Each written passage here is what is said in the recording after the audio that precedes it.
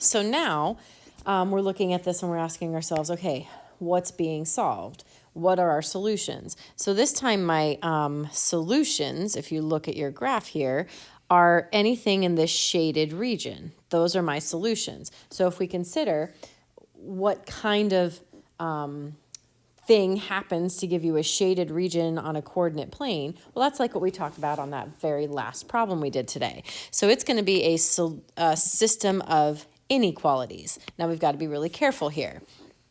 Our system of inequalities is going to be everything below the parabola. So I'm going to start with that. And it also includes everything on the parabola, because we can see that there is a solid line for the parabola along the area where the solutions are.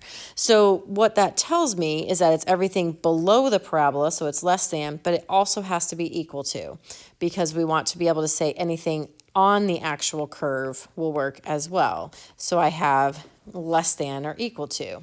Now, as far as the linear equation goes, I noticed that it's a dotted line along the boundary region. So, on that previous slide, we had y equals -1/2 x plus 2 as a way to write the equation of that line. So what I have for the solution is everything above the line.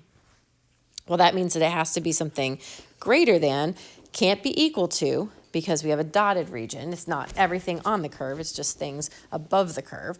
So it's greater than, and then we just write the rest of the equation of that line then. So this is what we see as the solution represented on our graph.